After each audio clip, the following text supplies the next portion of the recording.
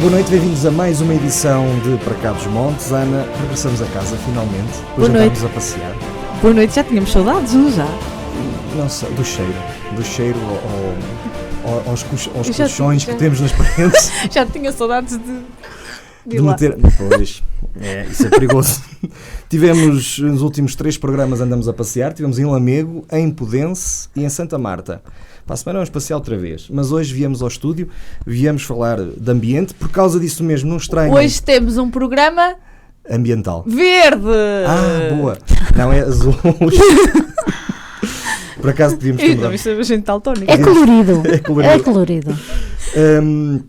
E não estranha nós estarmos com os telemóveis, nós hoje para a Paula ver que somos ambientalmente muito responsáveis, não imprimimos o programa. Mas depois trazemos copos de plástico. Também são os últimos do stock, é preciso que se diga. São os últimos Sim, copos. para a semana fora é só garrafas de plástico, não é copo. Portanto, estamos a fazer essa transição. Portanto, não estranha, nós não estamos no Facebook, estamos mesmo a seguir o programa via telemóvel. E se calhar vamos fazer isto assim daqui para a frente, não é? Não está mal pensado. Não. Mas até lá, Ana. Paula Nunes da Silva tem 41 anos e é engenheira florestal, licenciada pela UTAD e pós-graduada em Sistemas de Informação Geográfica. Tem sido responsável por diversos projetos na Quercus, como o Criar Bosques, que visa criar e cuidar de bosques de espécies autóctones, árvores e arbustos originais da flora, recuperando a floresta portuguesa. Esta ONG portuguesa foi fundada em 1985 em Braga, perseguindo uma missão de proteção da natureza e do ambiente através de uma estrutura descentralizada em vários núcleos regionais. Em 1992 foi galardoada com o Prémio Global 500 das Nações Unidas e possui o grau de membro honorário da Ordem Infante Dom Henrique. Já este mês, Paula Nunes da Silva sucedeu a Paulo Carmo na direção da instituição. Bem-vinda. Muito obrigada.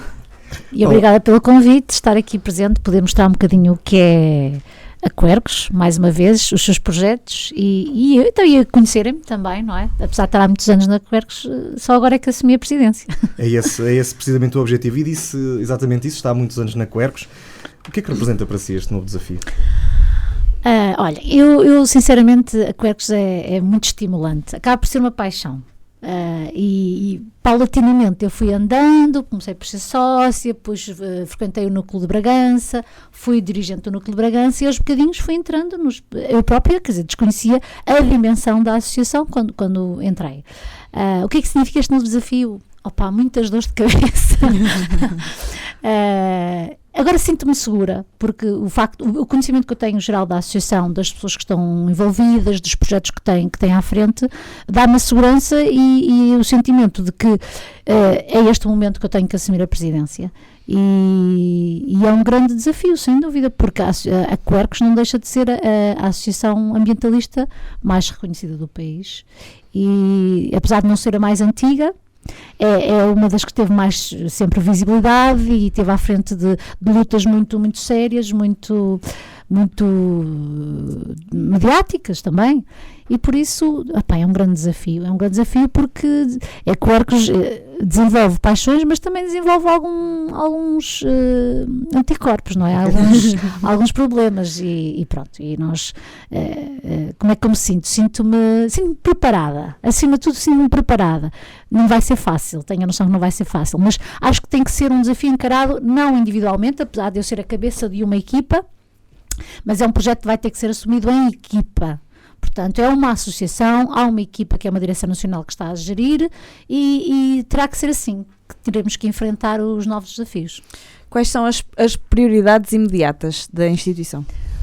Olha, arrumar um bocadinho a casa, continuarmos com os projetos que temos estado a desenvolver, que há muitos projetos que temos a meio, e são muitos, e de certo modo ir obviamente estar atento à atualidade e às questões ambientais do momento, quer a nível nacional e também a nível internacional, porque depois a Quercus é uma associação que está integrada depois em redes internacionais, especialmente europeias, das quais também somos sócios, portanto existem confederações europeias, às quais nós pertencemos, que depois também temos uma espécie de pressão à União Europeia, porque não deixamos, Portugal está na União Europeia, não deixa de muitas das políticas ambientais estarem associadas também à Europa. Uhum.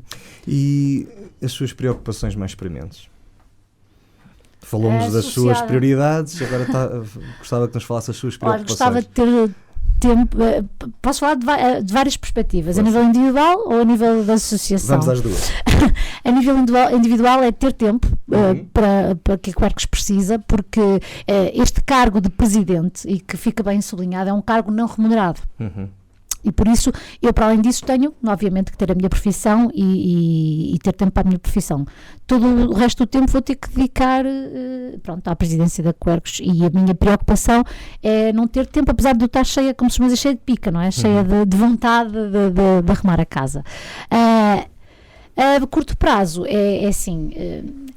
é tentar ver a situação. Eu há uma semana sou presidente, não é? Portanto, é inteirar-me de todos os processos, inclusive dos financeiros, tudo muito direitinho, para poder conseguir, que as coisas batam todas certas e que tenhamos quer recursos financeiros, quer recursos humanos, para podermos levar os projetos avante. Portanto, a minha preocupação é uma questão, é mesmo a organização e a gestão da associação. Mas antevê que haja dificuldades, quer nos recursos humanos, quer nos recursos financeiros? Antevejo, sim.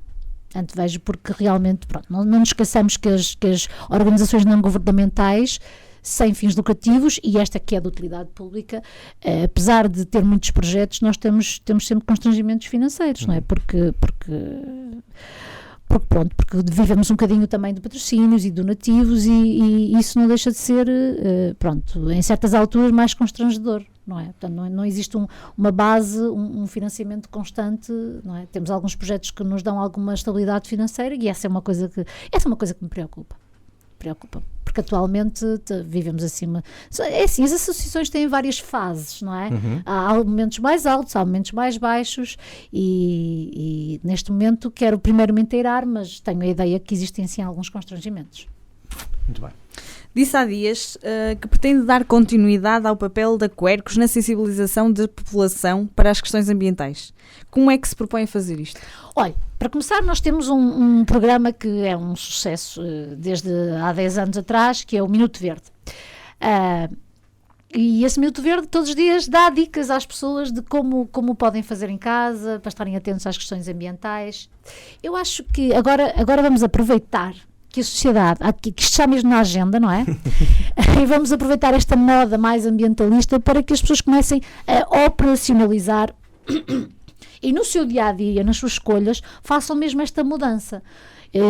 Obviamente que, falou-se muito na Greta Thunberg, que esteve cá, não é? Passou por cá, não deixa de ser uma menina que conseguiu chamar a consciência da população e da sociedade para estas questões. Agora, vamos aproveitar essa onda para que efetivamente, e no real, e no dia-a-dia, a gente consiga mudar um bocadinho os nossos hábitos, não é? E também a própria sociedade tem que fazer pressão às instituições governamentais, não é? E quem tem o poder na mão, porque reparem, isto às vezes há aqui há a parte económica e há a parte ambientalista, nem sempre tem que estar virada de uma para a outra, não é? Portanto, a população também pode fazer pressão aos poderes económicos e aos governantes para ok, não vamos utilizar este produto que é assim, a população quer este produto. Também tem que ser feita essa pressão para poder haver... Eu acho que não há nada que o ser humano não consiga, está a ver? Portanto, nós utilizamos estes combustíveis fósseis, mas será que se a população não fizesse força e não se fizesse pressão, será que os engenheiros não conseguiriam achar uma coisa mais sustentável, mais pelo solar? Estão a perceber? Portanto, acho que nós pretendemos fazer duas coisas: pôr as pessoas já no pequenino gesto do dia-a-dia e também estarem mais despertas para estas questões ambientais e serem mais ativos. Acho que, especialmente a população portuguesa, é uma população um bocado passiva. Só quando começam a abrir os buracos é que um bocado passiva. Mas não acha que o ser humano em geral é um bocado comodista? Por exemplo, falou há bocado dos combustíveis fósseis. O facto dos carros elétricos não permitirem grandes autonomias leva a que muita gente se calhar não compre. Às vezes não tem a ver só com comodismo. É assim, agora em nome individual, apesar de termos neste momento como Presidente da Quercus, eu não sou fundamentalista e nós também temos de ser realistas, não é? Eu, por exemplo, também sou uma pessoa que por viver no interior, não é? Tem que ter carro próprio. Tenho que ter carro próprio e tenho que ter, a gente aproveita para dar aqui umas ferrodelazinhas para quem está no governo e a gerir estas coisas. Nós não temos alternativa a transportes públicos. E por isso, é assim, obviamente eu tenho que me deslocar muito, a verdade é essa, porque em LJ também não consigo governar a minha vida, não é? E por isso tenho que usar um carro com alguma autonomia, e quem diz muitas empresas de mercadorias e por aí afora. Portanto, não tem só a ver com comodismo, temos que ser, acho que temos que ser honestos. Muito tem a ver com comodismo, muito também não. Tem a ver também com a maneira como está a sociedade. Eu disse isso porque eu já ponderei essa possibilidade e vejo-me a ter que tratar o carro como trato o telemóvel. E não tendo ele grande autonomia, significa estar a carregá-lo todos os dias à noite. Porque facilmente nós temos deslocações pendulares em Trás-os-Montes que são 60 km diários. Se os carros tiverem 100, 200, 300 km de autonomia, não anda muito longe disso, não é? Aqueles mais pequenos. Depois é como disse, estamos numa região que não tem transportes públicos, não tem comboio, não tem a própria rede rodoviária é muito reduzida em termos de oferta de transportes coletivos. Ou seja, nós aqui teríamos que ter postos de carregamento muito mais eu penso que sim. Pronto, e olha, lanço o desafio aqui às comunidades intermunicipais para criar, porque eu já fiz minutos verdes já agora, em outras zonas do país, nomeadamente ali uma zona, olha, vou dar este exemplo, em Alvoco da Serra, que é uma zona na Serra da Estrela, onde houve um projeto que eles instalaram vários postos de carregamento rápido em várias freguesias, ou seja, eu, apesar de ter um carro elétrico, pelo menos tenho a possibilidade de carregar o carro em vários pontos da montanha. Portanto, talvez essa seja uma forma de contornar essa situação da autonomia. E cada vez mais, não é? Quer dizer, a tecnologia faz com que esses carros tenham mais autonomia, apesar desses serem um bocado caros. E usarem baterias de lítio, não é? Mas já lá vamos a essa questão.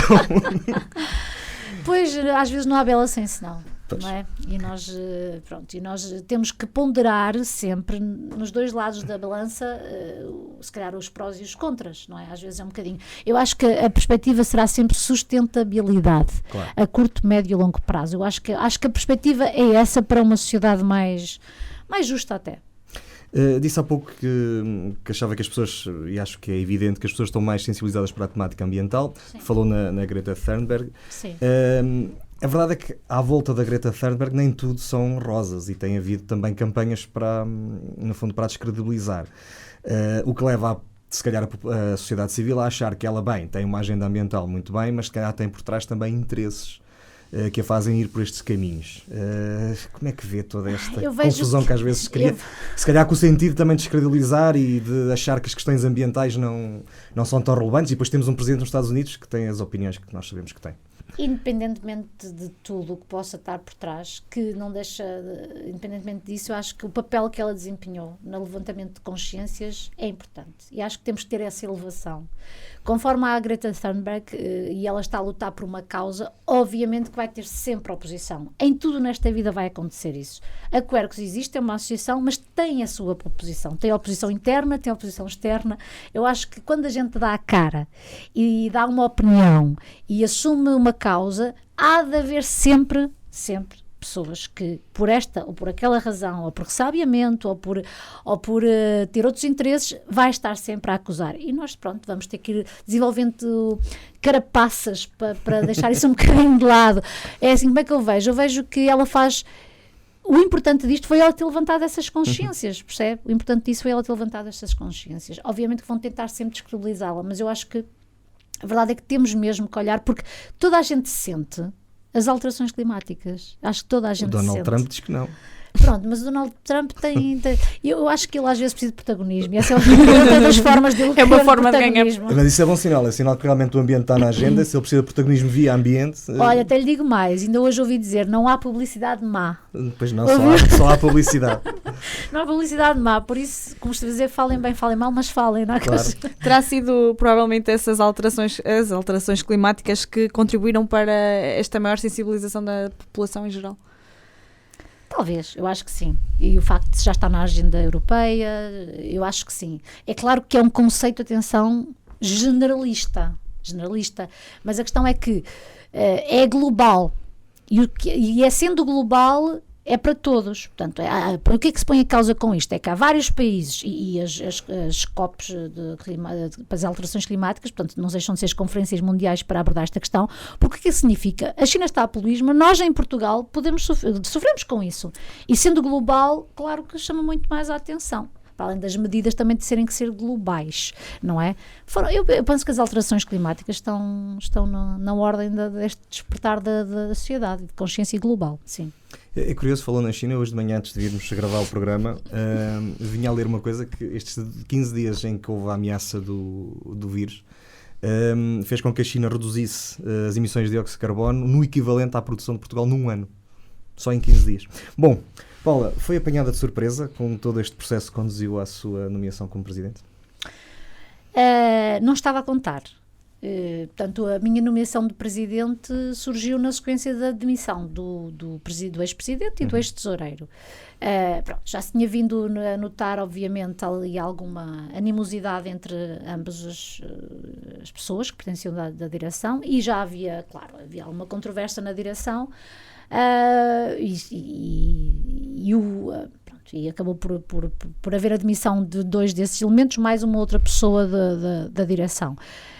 Não é que eu estaria, quando eu ingressei neste projeto, portanto foi há cerca de 1 ano atrás, que houve eleições, não estaria a pensar que passado 1 ano ia acontecer isto, obviamente. Claro. Mas devido aos acontecimentos mais recentes e ter vindo à praça pública algumas fações, dizemos assim, da própria direção da Quercus, obviamente que seria o desfecho melhor para tentar colmatar todo este clima um bocadinho de intranquilidade que se sentia. Depois da admissão destes 2 cargos, que são cargos importantes no seio de uma associação, obviamente que há que seguir todos os estatutos que temos, portanto, as regras que regem a associação, e neste caso, sendo eu uma vice-presidente e havendo outro vice-presidente, colocou-se à questão de qual de nós iria assumir a presidência. O outro vice-presidente, o Nuno Sequeira, já tinha sido presidente da associação, também está bastante ocupado. É assim, estamos todos juntos, estamos todos coesos, claro. Atenção, mas tinha chegado o meu momento. Basicamente foi isso. Não foi, vou ser sincera, eu estava muito confortável como vice-presidente e essencialmente dedicada ao projeto Criar Bosques, conforme falou, apesar de abraçar outros projetos da Quercus, nomeadamente uma loja que temos online, que vende uns livros e umas coisas assim mais amigas do ambiente, mais eco. E de vez em quando assumir, também ser uma apresentadora do Minuto Verde, ou seja, havia algumas coisas que eu tinha na Quercus. Agora vou assumir a presidência, não é? Pronto, calhou a minha vez e não estaria à espera, mas abraço com todo prazer e gosto e dedicação, e espero dar o melhor de mim. Como é que reage às notícias que têm vindo a público sobre a anterior gestão da Quercus? Olha, é o seguinte...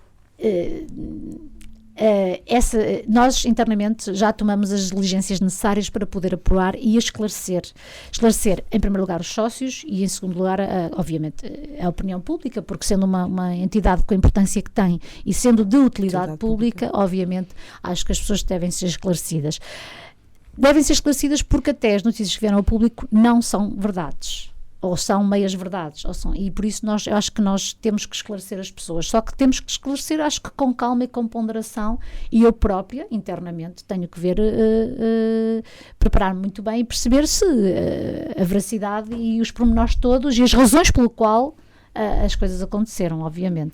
E repare, as notícias que vieram a público, principalmente as mais recentes, são muito sensacionalistas. A história não é bem assim. Portanto, com calma, a Quercus responderá àquelas questões. Ok?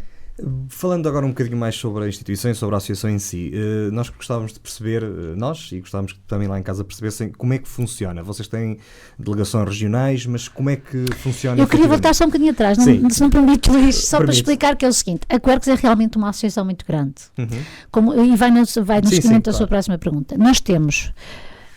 a nível nacional, temos a Direção Nacional, que é o órgão que operacionaliza, temos um Conselho Fiscal, fiscaliza, temos uma comissão arbitral, que para casos funciona como o advogado, falamos assim, e temos, obviamente, a mesa da Assembleia.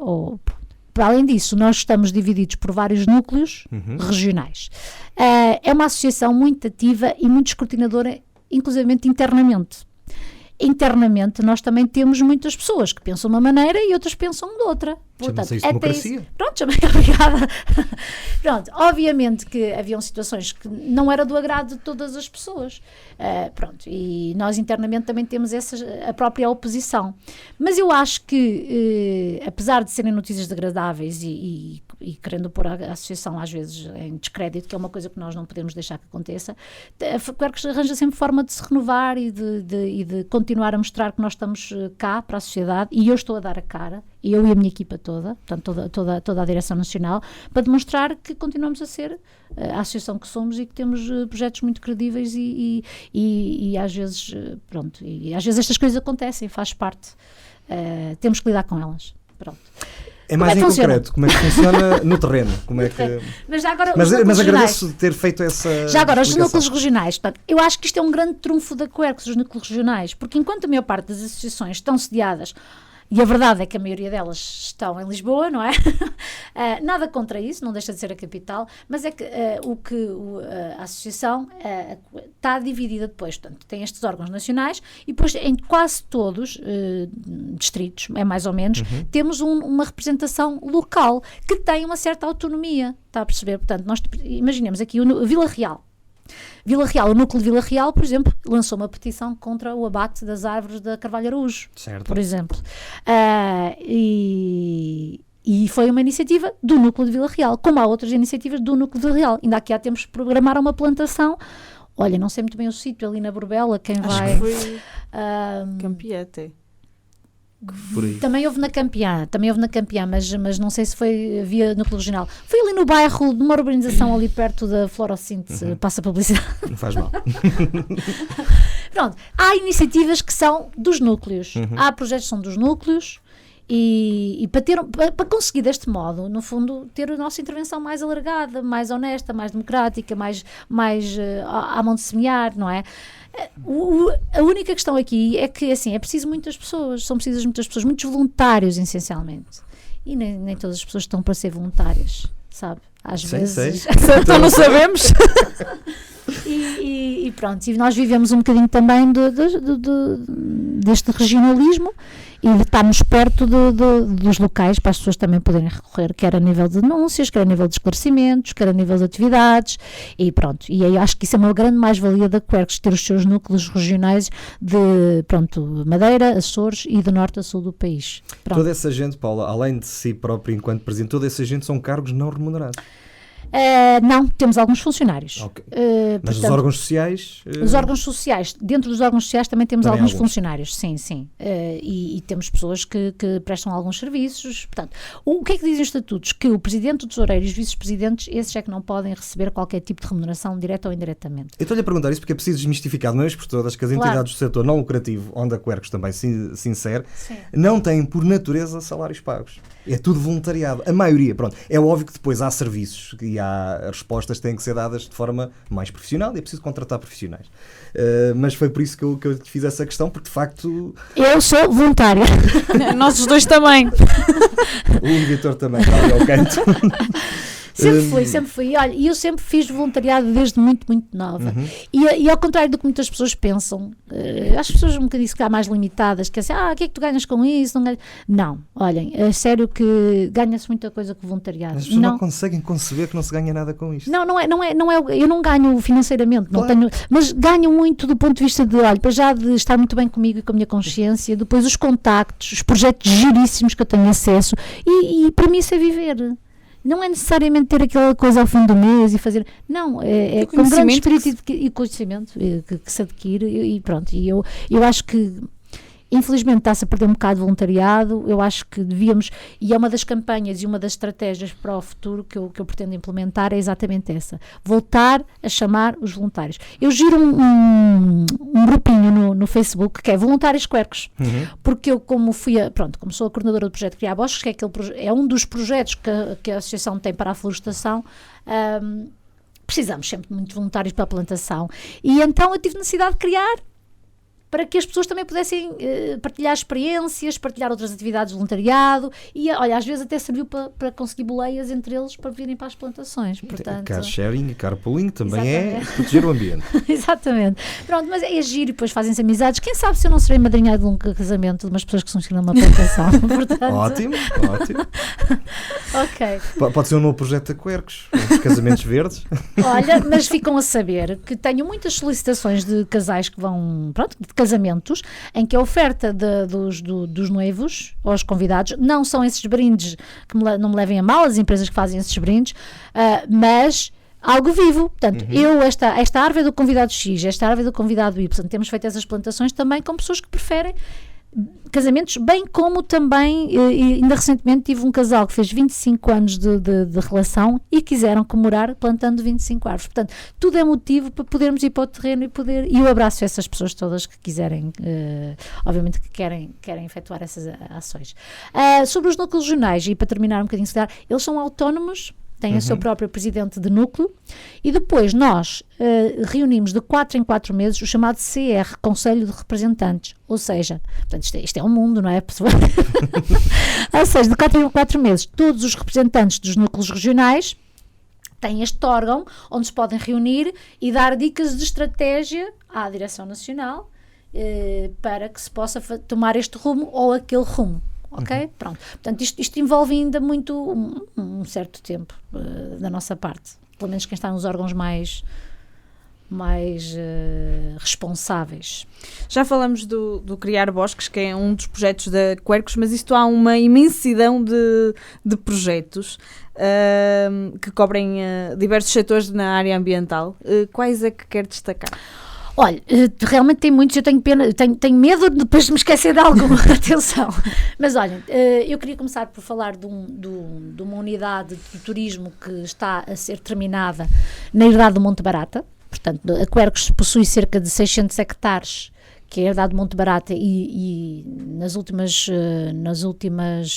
último mandato também adquirimos um outro monte perto de Monte Barata, que é o Monte Lopes. Portanto, são 600 hectares que são nossos, portanto, que é património da Quercus, onde nós fizemos a construção de uma unidade de hoteleira, portanto, de turismo, para receber pessoas que têm interesse em visitarem o local, porque vamos ter também alguns abrigos chamamos os abrigos de observação de aves. Portanto, nós pretendemos, e é um projeto que será lançado em breve, que é, portanto, receber pessoas que estão interessadas em ver a herdade e em observação de aves, porque essa herdade limita ao Tejo e está dentro da área protegida do Tejo Internacional. Portanto, acho que está situada no distrito de Castelo Branco. Portanto, esse será um dos grandes projetos da Quercus e para breve, está para abrir para breve. Já foram feitos até alguns minutos verdes a divulgar o projeto. Depois temos, por exemplo, pronto, Criar Bosques é um dos projetos de florestação, mas não é o único.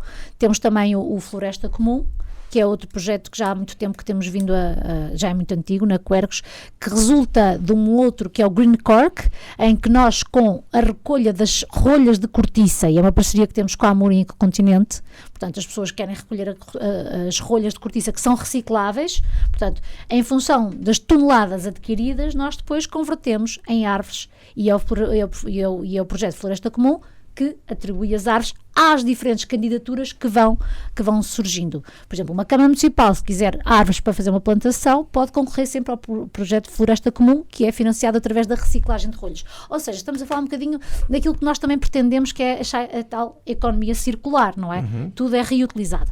Outro grupo que temos também muito bem, a funcionar muito bem na Quercus, é exatamente o grupo dos resíduos. Recentemente nós lançámos uma plataforma, uma aplicação para telemóvel, que é o Waste Up, em que qualquer uma das pessoas, tendo dúvidas sobre o que é que se recicla no quê, pode consultar e saber o que é. Olha, ainda recentemente nós desconhecíamos, por exemplo, que quer reciclar os seus óculos, Luís, onde é que pode ir? Não faço ideia.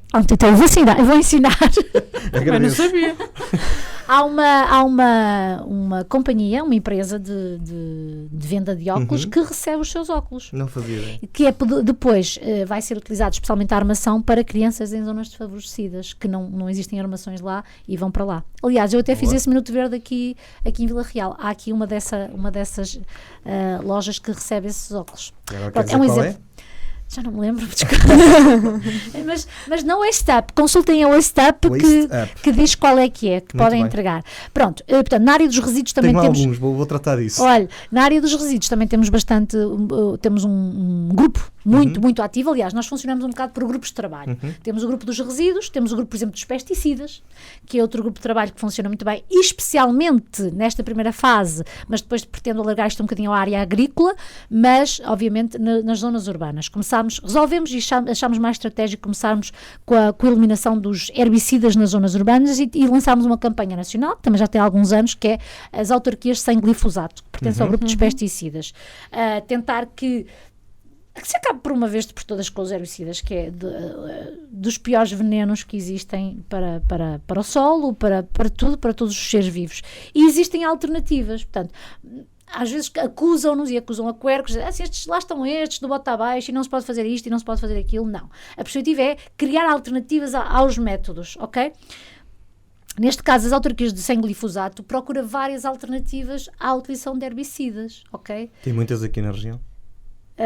Ou não quer responder? Não sou eu que estou com... Tá Vila bem. Real, eu penso que aderiu à campanha. Agora, se está a cumprir isso, não sou eu a técnica que estou com este processo, ok? Mas, de qualquer das formas, na região temos um grave problema com herbicidas, claro que temos. Claro.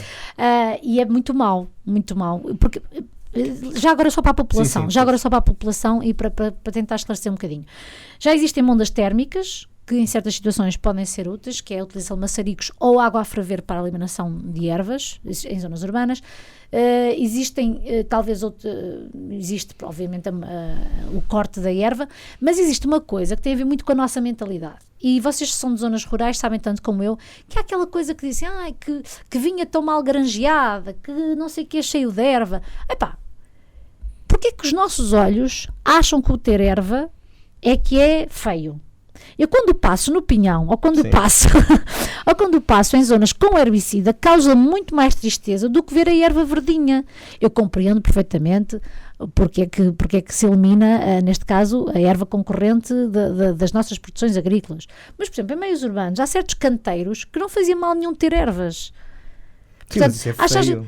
É feio, mas tem a ver um bocadinho com os nossos olhos, não é? Se nós geríssemos isso, puséssemos lá rosmaninhos e alecrins e espécies autóctones, se nós conseguíssemos gerir, é muito melhor ter ervas, que significa vida, do que ter aquele produto químico que, para além de destruir ervas, destrói com certeza outros seres vivos. Percebe? Mas é possível então fazer essa destruição sem ser com os com o glifosato? O glifosato é uma substância ativa de muitos dos herbicidas que se utilizaram. É assim, já existem alternativas também de herbicidas. No entanto, lá está. Ainda estão em discussão, ainda estão estas coisas também não é se é pum-pum, não é? Pois. E depois tem que acho que é A, tem acho que é B. Portanto, é algo que se vai construindo. Mas uma delas era utilizar rebanhos, exatamente, a fazer essa manutenção, está a ver? Isso aqui era ótimo. Mas isso no Douro é um bocado complicado. No Douro é um bocado complicado. As ovelhinhas que iam para ali abaixo era um problema. Não, mas estamos a falar assim de canteiros urbanos. Eu não me estava a referir. Sim. Pronto, a agricultura é outro patamar. Sim, certo.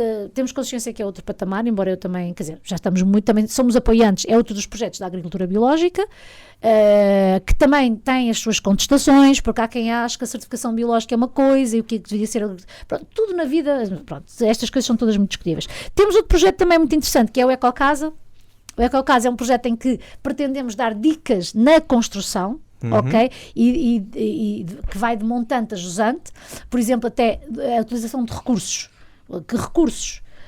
E vem também outra vez à baila as minas, atenção, portanto estamos constantemente a tirar recursos da terra, do planeta, do solo, e será que não podíamos apostar na reconstrução, na reutilização, materiais mais sustentáveis, como a cortiça, a madeira, etc. E igualmente bonitos. Igualmente bonitos, ou até mais bonitos. Aliás, as pedras ornamentais, graças a Deus, estão a sair de uso, porque tem um impacto grande na extração. Pronto, mais projetos da Quercus. Temos agora um muito, muito interessante que tem a ver, aliás, nós temos alguns também, que é de recuperação de peixes, funciona lá em baixo, portanto, em que nós fazemos a reprodução de peixes para depois repovoar, e depois temos agora um que a próxima quarta-feira até vou estar presente em Crestelos, que é no Rio Baceiro. Era um rio troteiro e eram uns antigos viveiros que pertenciam à SNF e que é um projeto da Quercus, que é a reprodução do mexilhão de água, que é uma espécie em via de extinção. Portanto, temos lives também, os lives são projetos de âmbito europeu, temos o Lifelines e o Life Linhas Elétricas, que tem a ver um bocadinho com a morte das aves nas linhas de alta tensão, que está a ser desenvolvido mais na Zona Sul, Castelo Branco e sul de Castelo Branco, portanto Évora e com a Universidade de Évora. Atenção, eu também não domino assim todos, porque depois temos os diferentes elementos da direção ou diferentes pessoas nessas temáticas. Estão nas áreas. Sim, de facto é uma área tão grande, se a Paula conseguisse falar aqui de todos. Realmente. Se calhar não chegava. Temos alguém na área do ordenamento do território e depois as questões mais estruturantes, as questões mais... da agenda nacional. Da agenda nacional. Já lá depois, vamos a essas. Depois teremos outras equipas a fazerem a sua intervenção. A sociedade civil e as empresas, há pouco falou na Corticeira Amorim e no Continente, mas as pessoas também em particular costumam aderir às vossas propostas de projeto. Há pouco disse que tinha alguma dificuldade no voluntariado, mas como é que é? Não, olha, no voluntariado empresarial estamos muito bem. É? Por exemplo, curioso. Sim. Curioso. Ser... a Quercus trabalha com muitas marcas e muitas instituições, atenção, nacionais. Eu podia dizer aqui algumas, se calhar não vale a pena, mas muitas mesmo. No voluntariado empresarial estamos muito bem, porque cada vez mais as empresas têm consciência da responsabilidade ambiental e social, e eu, que giro o projeto do Criar Bosques, sou muito solicitada, e graças a Deus, e ainda bem, para que se desenvolvam atividades nessa área. E não estou a falar só de plantação. Obviamente que as pessoas gostam muito da plantação, mas eu tenho vindo a alertar para o facto da gestão. Porque é muito bonito plantar, mas é assim... lá vai. Não, a Quercus vai. Sim, vocês, claro. Em alguma, pronto, nem todas vamos. Também temos que ser sinceros e é assim, depende dos protocolos, mas a maioria, quando apadrinhamos uma zona, tentamos criar parcerias locais para poder ir aos locais fazer a manutenção. E sempre que possível tentamos que a empresa que fez a plantação faça a manutenção. Porque, portanto, estamos a falar de elementos vivos e por isso, temos que ir gerindo a vegetação espontânea, replantar aquilo que plantamos, porque é natural que haja mortalidade, não pensem que não. Portanto, é natural na floresta que ao plantarmos, por exemplo, 100, é normal que 30, por exemplo, morram, não é? Por esta ou aquela questão, ou veio assim do viveiro, ou foi o sol, ou foi a água, ou foi o rato que comeu a raiz por aí fora, estão a perceber? É o ecossistema a funcionar. Exatamente, pronto. E por isso a gestão é muito importante. Portanto, também criar florestas.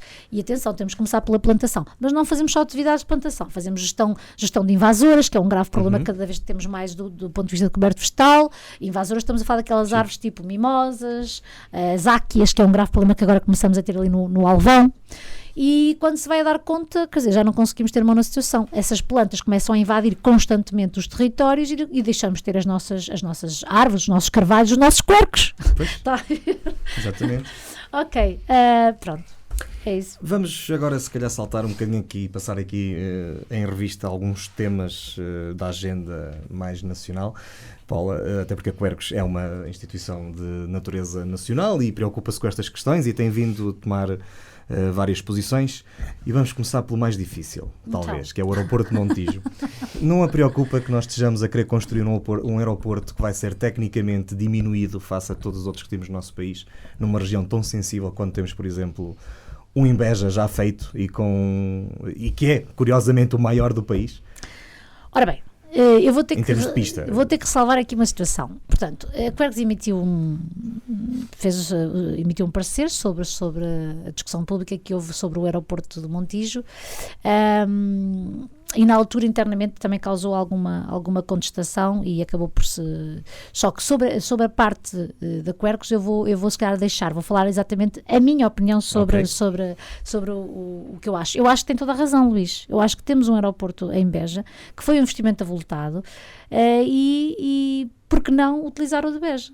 Porque não utilizar o de Beja? Será que serve as nossas pretensões? É assim, é que Montijo é numa zona realmente sensível, muito sensível, e eu acho que isso tem que ser acautelado, e a Quercus, sendo uma associação de conservação da natureza, deve acautelar essas situações e tendo em conta os impactos nós temos que acho que devíamos pensar nas alternativas, e eu acho que Beja se calhar até podia ser uma boa alternativa. As pessoas, é assim, só não sei quantos quilómetros são de Beja a Lisboa, não há de ser assim. Não faço ideia dos quilómetros, mas posso lhe dizer que uma ligação ferroviária podia ficar à volta dos 50 a 40 minutos, o que é perfeitamente compatível com tudo o que acontece. Nós vemos outros casos na Europa, exatamente, e dá perfeitamente. Portanto, por que não pensarem nessa possibilidade? Eu sou a favor que se utilizem os cursos, porque reparem, foi feito ali um investimento enorme, que costuma ser também às moscas, e acho que às vezes Portugal, quer dizer, há casos em que se planeia demais e há casos em que não se planeia nada, não é? Porque quando fizeram investimento no aeroporto de Beja, deviam neste momento ter preparado ou negociado com todas as companhias aéreas para poderem trabalhar com o aeroporto de Beja. Portanto, a minha opinião pessoal é que não deveria ser no aeroporto de Montijo. É que eu tenho umas dificuldades de infraestruturação, portanto, de acessos, mas o investimento que se vai fazer no Montijo para um aeroporto que não vai servir, que vai servir durante 30 ou 40 anos, eram perfeitamente mitigáveis. Muito bem, concordamos. Mudando para outro assunto. E as pessoas de Beja estão a precisar também que haja alguma... O Alentejo, no geral, isto é um impacto tremendo numa região que está completamente deprimida. Acho que ainda está pior do que a nossa. Sim, está. Sem dúvida. Recentemente o Governo anunciou a intenção de lançar concursos para a exploração de lítio. Como é que a Quercus analisa esta questão? Aqui para o nosso Val do Douro em particular. Obviamente que este tipo de extração é bastante impactante, e especialmente no Val do Douro, quer dizer, isto tudo, pronto. Uma das coisas que Portugal, vamos falar de políticas de ordenamento do território. Portugal tem muitos instrumentos de ordenamento do território e às vezes sobrepõem-se uns aos outros e acaba por ser uma salganhada pegada. E o que a gente tem noção é que às vezes, quando se quer muito, muito, muito, arranja sempre forma de chegar lá. Se quiserem mesmo explorar, se calhar até conseguem mecanismos para conseguir mesmo explorar. No Val do Douro, obviamente que vou ser contra, porque o Val do Douro, para além de ser património da Unesco, tem todo um outro património que há de salvaguardar. Uma mina será algo sempre muito impacto, ok? E não estamos a falar só do impacto visual, estamos a falar de todas as outras matérias, barulhos, pronto, vai ter sempre muito impacto. É assim, em todos os casos temos que ponderar sempre os prós e os contras e analisar caso a caso, ok? Mas será que estas explorações de lítio serão mesmo necessárias? Okay? É uma coisa que nós depois vamos ter que ver aprofundadamente. Portanto, é isso que acho que temos que avaliar. Só para clarificar, a Paula é do Conselho de Alijó, eu também. Nós sabemos que há vários sítios identificados no Conselho como potenciais de exploração, não é nenhum desses. Contudo, é uma zona que, salvo erro, está em Barca de Albalmendra, que está neste concurso das 10 explorações que saíram agora para o concurso. Há pouco falava no Douro, falava no património mundial. Como é que vê a barragem do Tua, numa zona classificada pela Unesco, sem que a Unesco tenha dito nada? Pois, isso foi uma grande polémica, foi uma grande luta da Quercus aqui há uns anos atrás para que não se fizesse essa barragem do Tua. Portanto, avançou-se e o que se verifica é que realmente o desenvolvimento económico da região, tirando aquela fase da construção em que os trabalhadores frequentavam a zona, não se vê mais nenhuma atividade de desenvolvimento, muito palpável, sinceramente. Não é? Palpável, inclusivamente as medidas de compensação, não sei se foram todas executadas. A questão da mobilidade continua encravada. Continua encravada. E eu tenho sérias dúvidas de que, mesmo que ela desencrave, vá servir populações. Eu também. Não me parece que seja aquele o objetivo que lá está. Eu também tenho sérias dúvidas, inclusivamente até estamos num vazio legal que eu tenho, portanto, que são as últimas informações que eu tenho, e não quero estar aqui publicamente a dizer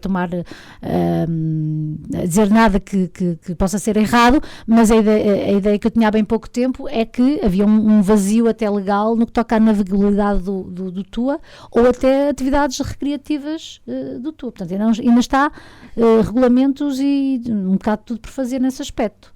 Inclusivamente, quer dizer... Ok, ficou ali uma albufeira que poderia ser interessante para certas coisas, mas nem isso está a ser desenvolvido. Portanto, o impacto é que, pronto, foi feita a construção, houve um grande impacto com a natureza e a verdade é que, pronto, estamos assim, está no marasmo. A verdade é essa, está no marasmo. E estamos felizes e contentes a ter excesso de energia, não sabemos onde é que devemos gastar. Podíamos gastar na eletrificação da linha de Douro, por exemplo. Por exemplo, mas nem isso. Ainda hoje saiu Qualquer dia vai fechar, se calhar. Exato. Ainda hoje saiu um artigo do professor Manuel Tão a dizer que precisamente esta será a única linha da Europa que tem tantos pontos de abastecimento elétrico sem que se impacte, nessa perspectiva, uma possível Olha, é algo que eletrificação. poderíamos, se calhar, desenvolver, está a ver? E A linha de ouro. pressionar. Pronto, eu acho. Fala Isto é sobre uma isso. luta. Estamos a precisar de voluntários, Luís, e lanço aqui também. Eu sei que você já é voluntário na Associação Val do Douro. Eu sou um bocadinho como a Paula. Portanto, a ver o tipo de voluntariado. E a Ana também, mas olhem, às vezes há temáticas que nós abraçamos de coração e a Quercus também está receptiva a pessoas que queiram desenvolver, portanto, apadrinhamos e acolhemos pessoas que tenham disponibilidade para integrar certos dossiês, porque eu acho que nós temos que, a sociedade tem que colaborar connosco e nós temos que colaborar com a sociedade, também faz parte da nossa missão. E, portanto, todas as pessoas que queiram abraçar dossiês, das quais se sentem particularmente interessados, portanto, eu, enquanto Presidente, e à frente de uma equipa, abraçamos essas causas. Fica o desafio. Acho que tens de pensar nisso, Luís. Não, mas é uma boa. Aliás, a Quercus trabalha em muitas situações e muitas lutas com outras entidades, com consórcios, portanto, isso quanto mais somos, muitas vezes Claro. mais peso temos, portanto. Especialmente em sítios Aqui- onde somos poucos. Aqui Sabe- tem sido uma luta constante, nós na associação e o Luís, pessoal e coletivo e individualmente, tem sido uma grande luta com a linha de ouro, que não tem sido fácil. Agora, para além da Quercus, e agora só dizendo, eu sou uma grande defensora do interior. Uhum. Porque as populações estamos a ficar muito desertificados, muito. Ou se criam postos de trabalho, eu acho que tem que passar pelo trabalho, porque o trabalho é que atrai tudo o resto. E passa por haver mesmo, tem que haver mesmo um investimento. E não é dar donativos, é haver investimento no trabalho para as pessoas terem trabalho, para trazerem as suas famílias e com isso trazer comércio, com isso trazer profissionais da área da saúde, o que quer que seja. Portanto, estamos a ficar desertificados. Tem que haver mesmo um investimento no interior. A Paula é dos teimosos. Eu e o Luís costumamos dizer que nós também somos dos teimosos. Qualquer dia desiste. Contra tudo, nós ainda continuamos cá a viver. Acho que desistir nós não desistimos, mas podemos vir a ser forçados a fazê-lo. Pois. Bom, Nos últimos anos temos sido fustigados pelos incêndios. Este ano, em janeiro, fevereiro, talvez, aqui em Vila Real já se viram incêndios. O que é que acha que leva a este aumento de incêndios nos últimos anos? Eu não sei se foram incêndios, foram focos controlados, que é outra coisa que às vezes fazem muito no Marão ou no Alvão, que é uma técnica que alguns dos meus colegas defendem de controlo de matos como preventiva.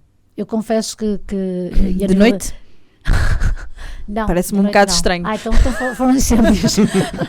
foi excesso de sol à noite. Foi. Pronto, nesse caso. Uma Olha, garrafa. mas por acaso é uma técnica que o fogo controlado, é uma técnica que muitos utilizam. Eu, por acaso, mas agora falando em nível individual, sou contra o fogo controlado, mas pronto, isso é a minha opinião. Agora, o que é que eu vejo? Repare, a Quercus sempre apoiou a prevenção. E é na prevenção que está, para além de ser mais barata, é mais eficaz. O facto de não haver população, por exemplo, outra questão, depois é a questão social que também leva a que hajam mais fogos. Repare, não há populações, há territórios abandonados, para além do combustível que se cria, não há pessoas a vigiarem, a controlarem, porque se soubessem que o tio Manela ou que o tio Jaquim ia lá àquela hora, ninguém colocava ao fogo, está a perceber? Portanto, houve um abandono da floresta, houve um abandono dos territórios rurais e isso faz com que haja mais a propensão para incêndios. E depois, obviamente, eu não vou entrar aqui em polémicas, nós defendemos sempre a prevenção. Não somos tem havido muita verba para a parte do combate, que também faz falta, obviamente, mas seria o primeiro combate. Porque quando chegamos a um ponto em que temos um incêndio enorme, basicamente o que a gente já vê é que não há forma, é deixar arder até um ponto onde se consiga controlar, é o que eu tenho a ver. Eu não sou operacional dessa área, respeito a profissão de todas as pessoas e a opinião de todas as pessoas, mas nesta questão dos incêndios, isto é o que levou a esta situação foi um acumular de situações, portanto, foi um abandono completo repara, as florestas foram sempre um parente pobre do governo. Primeiro estiveram integradas no Ministério da Agricultura, mas dentro da agricultura era o que se ligava menos. Depois agora, recentemente, eu acho que até foi uma boa medida, mudou para o Ministério do Ambiente, porque as nossas florestas, portanto, muito bem, temos a floresta de produção, e essa floresta podia ser associada ao Ministério do Ambiente, não é? Ou da Agricultura, mas toda a outra floresta é floresta de conservação, e aí sim, deveria estar mais ligada ao ambiente. As florestas de produção estão muito bem organizadas, por exemplo, se formos às florestas da Portocel, Soprocel, atenção que estão... O problema não é esse, é o particular que tem um eucaliptal e abandona, e vai lá de vez em quando, e aquele terreno, eu já afinal já vivo na cidade, quero lá saber dos terrenos do interior. E pronto. E há bocado falava dos rebanhos, e os pastores também são cada vez menos. menos. Cada vez menos, infelizmente. E também depois não têm os animaizinhos a limpar, que eles também limpam. Muito bem, a silvopastorista... Aliás, a floresta devia ser gerida de forma integrada, com todas as outras atividades. Nós temos uma floresta única no mundo, que é uma floresta do ponto de vista social, económico e ambientalmente sustentável, que é os montados. Os montados de Sobrezinho são um caso único no mundo, que é uma floresta em que todos vivem em paz e harmonia e consegue tirar rendimento. Portanto, as medidas que têm vindo a ser tomadas de limpezas em determinadas áreas não são suficientes, são puramente populistas. Pergunto. Olha, há casos em que... Não, o problema é que às vezes há uma deturpação da lei, ou às vezes... Isto das leis, às vezes, depois há diferentes interpretações. Tem-se cortado imensa coisa. Se calhar demasiado. Pois. E não havia necessidade. Ok, é preciso gerir os matos. Mas cresce mais erva se não houver lá uma árvore. Se houver uma árvore a fazer sombra, a erva não cresce tanto. Portanto, eu acho é que tem que se gerir as coisas... Assim, agora é importante, claro, limpar as faixas de gestão de combustível à volta dos aglomeradores populacionais, mas não significa cortar tudo. Significa, se calhar, limpar. Olha, só limpar, exatamente, limpar.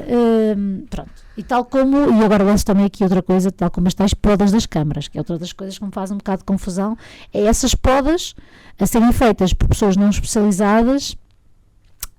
Fora de tempo?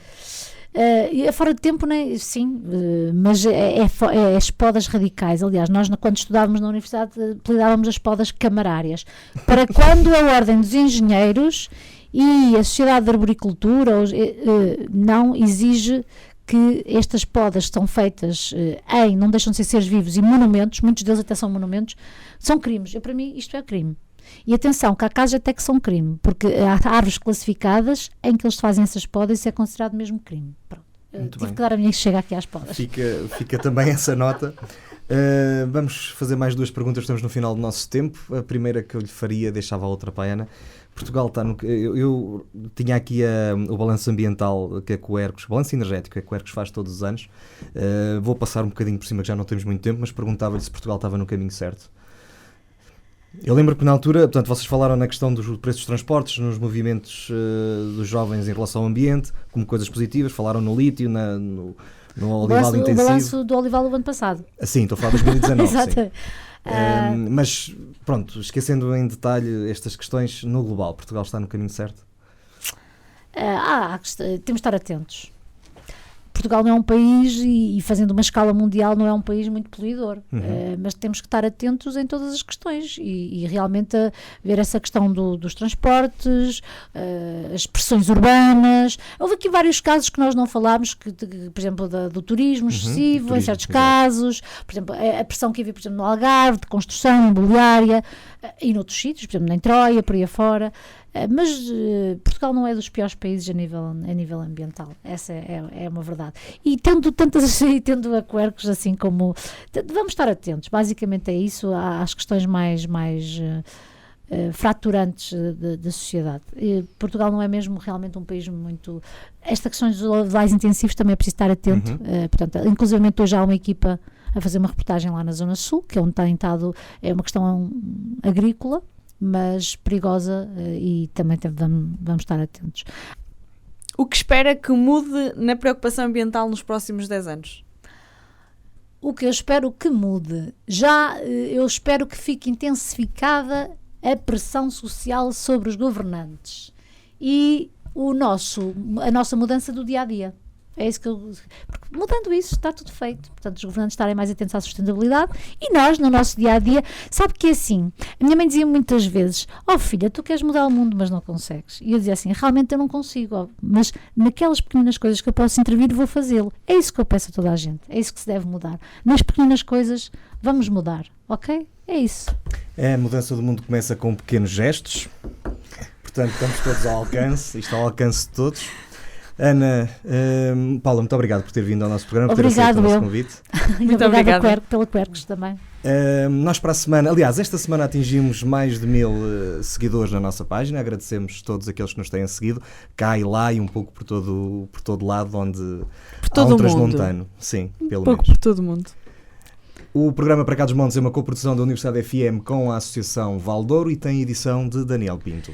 Já sabe, fale connosco. O nosso endereço eletrónico é paracadosmontes@associaçãovaldouro.pt. Ouça primeiro em 104.3 FM, todas as segundas-feiras pelas 22 horas. Se perder a emissão, o vídeo fica disponível nas redes sociais e nos principais serviços de podcast, exceto o Netflix.